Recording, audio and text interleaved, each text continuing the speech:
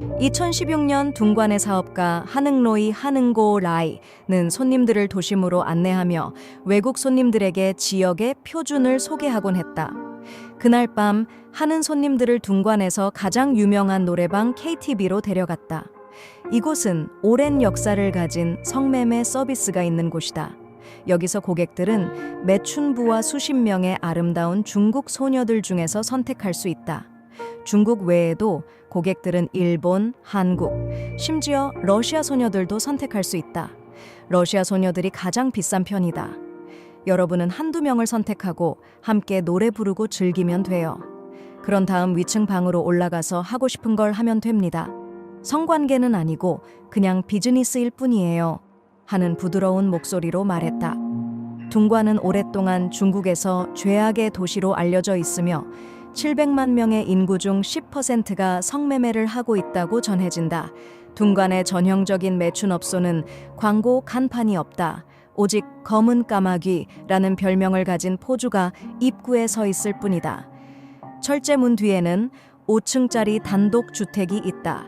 아름다운 6명의 소녀들이 손님을 기다리며 소파에 앉아 있다.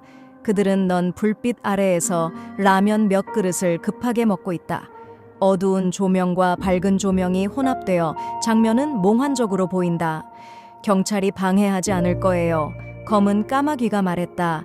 그는 스웨덴 축구팀의 유니폼을 입고 있으며 즐거움을 위해 $50를 요구합니다. 라고 말했다. 홍콩의 남중국 모닝포스트에 따르면 둥관에는 약 50만 명에서 800만 명의 성매매 종사자가 있다고 추정하고 있다. 많은 아내들이 남편이 둥관에 가서 일하는 것을 알고 걱정합니다. 2009년 둥관의 전직 공무원 리우즈창 리우치강이 말했다. 2014년 2월 6천 명의 경찰이 단속을 시작한 이후 둥관에서의 비즈니스는 예전처럼 쉽지 않다. 최소 2,000개의 호텔과 마사지 업소가 폐쇄되었다. 밤 12시에 시장장이 닫혀요. 30세 정도로 보이는 한 포주가 말했다. 그녀는 섹시한 빨간 드레스를 입고 있었다. 필요하다면 $25에 2명을 구해줄 수 있어요. 강력한 단속 기간 이후 둥관의 오랜 성매매 활동은 지하 세계로 전환되었다. KTV의 2층에서 2명의 섹시한 여성 종업원이 손님에게 다가온다. 그들 뒤에는 다른 소녀들이 대기 중이다. 약 300위안 100만 동 이상으로 고객들은 소녀들과 함께 술을 마시고 담배를 피울 수 있다. 1200위안이면 소녀들이 고객의 요구에 부응한다. 저는 결혼했고 22개월 된 아들이 있어요. 28세의 한 여성이 둥관에서의 세 번째 근무일에 대해 말했다. 그녀는 성씨가 락이라고 말했다. 남편과 부모님은 제가 여기서 일하는 것을 모르세요. 락은 마카오에서 도박으로 패한 후 이 세계에 발을 들였다고 밝혔다. 너무 큰 빚 때문에 직업을 바꿔야 했다. 저는 다른 선택이 없어요. 락은 말했다. 2만 원이나 3만 위안을 벌어서 카지노로 돌아가고 싶어요. 장시성에서 온 한 소녀인 송통은 친구에게 속아 노래방에 팔려왔다고 밝혔다. 제가 둥관에 배에 올 때까지 제가 뭘 해야 하는지 몰랐어요. 송은 자신이 19세라고 주장했지만 데일리 텔레그래프의 기자는 그녀가 15세 또는 16세라고 추정했다. 린린린린이라는 20세 정도의 소녀는 구이저우성의 작은 마을에서 둥관으로 이주했다. 그녀는 장난감 공장에서 일한 후 쉽게 돈을 벌기 위해 마사지 업소로 이직했다고 밝혔다. 가족을 돕기 위해 더 이상 선택의 여지가 없어요. 린린이 말했다. 2016년 1월 16일 중국 광둥성 둥관시는 성매매 단속을 위한 특별 캠페인을 44일 동안 시작했다. 이 캠페인은 2014년 2월 첫 번째 단속 후 2년 만에 실시되었으며 보고서에 따르면 사회 분위기와 비즈니스 환경을 정화하는 데 효과적이었다. 이전에는 둥관이 중국 최대의 홍등가로 알려져 있었다.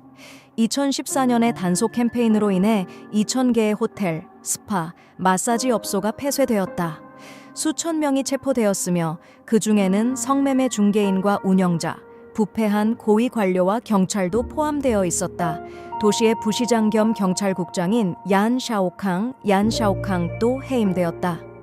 광저우 중산대학교의 공공재정 및 세금 교수인 린장은 정부의 캠페인이 이 지역 성매매 산업에 80억 달러의 손실을 초래했다고 추정하며 이는 2014년 도시의 총수익의 10분의 1에 해당한다고 말했다. 우리는 단지 추정할 수 있을 뿐 구체적인 수치를 제시할 수는 없습니다. 라고 그는 덧붙였다. 하지만 이후 조사에 따르면 이 범죄 산업은 완전히 사라지지 않고 단지 공개적이지 않고 활발하지 않을 뿐 지하 활동으로 전환되었다. 둥관에 도착한 외부 기자는 택시기사 00으로부터 당신은 너무 늦게 왔습니다. 작년에는 둥관 표준 서비스를 경험할 수 있었지만 이제는 찾을 수 없습니다. 라는 말을 들었다.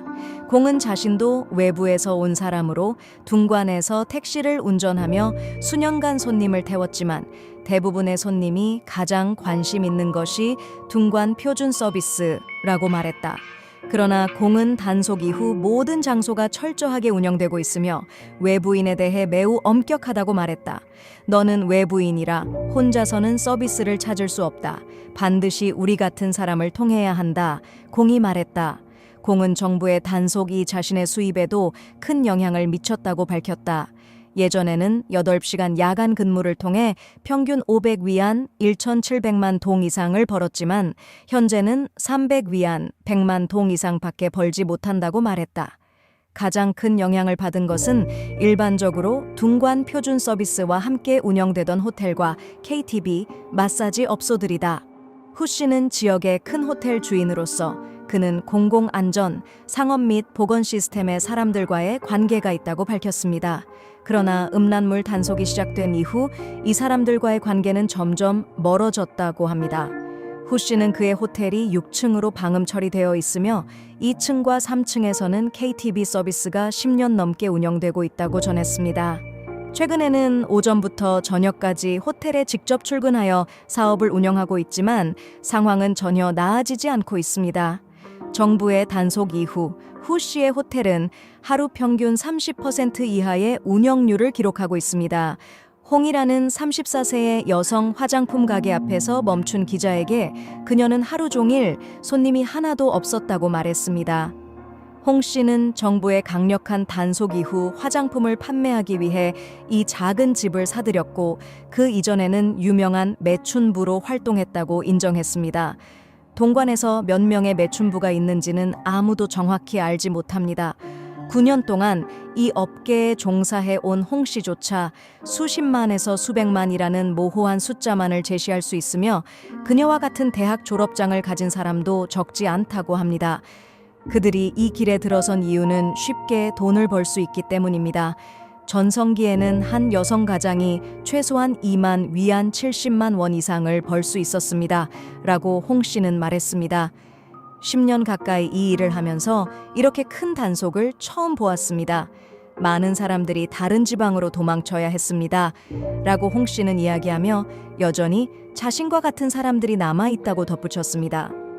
홍 씨에 따르면 다른 사업을 찾지 않는 한 이 업계에 남아있는 여성들은 주로 단골 손님과 거래하거나 가끔 택시기사와 같은 중개인을 통해 손님을 초대한다고 합니다. 위험이 더 크기 때문에 가격도 이전보다 훨씬 비쌉니다. KTV에 들어가면 고객은 한두 명의 섹시한 여성 접객원에게 인사를 받으며 그 뒤로는 대기 중인 여러 여성들이 대기하고 있습니다.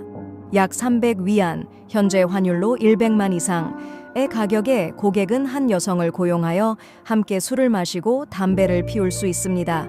약 1200위안, 4.2천만 이상의 가격으로 고객은 여성 접객권으로부터 더욱 많은 서비스를 받을 수 있습니다.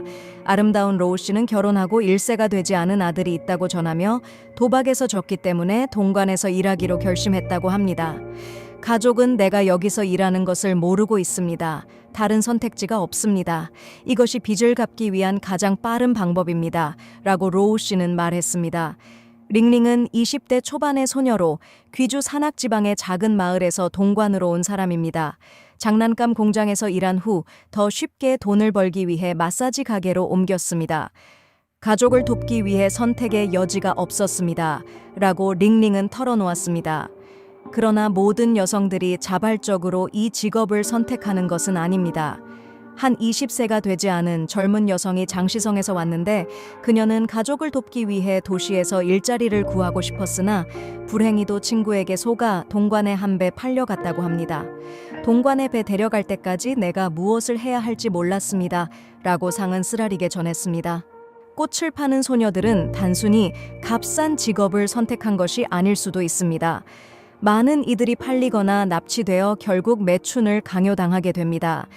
이들 중 많은 경우가 농촌 지역에서 도시로 좋은 직업을 약속받고 올라오지만 그들이 자신의 일이 어떤 것인지 깨닫고 나면 다시 고향으로 돌아갈 수 없게 됩니다. 매춘은 단순한 사회적 문제가 아니라 인신매매, 사기, 성관계를 통한 위험한 질병의 확산 등 여러 가지 문제를 포함하는 폐해입니다. 그렇기 때문에 많은 국가들이 매춘을 근절하려고 노력하고 있습니다.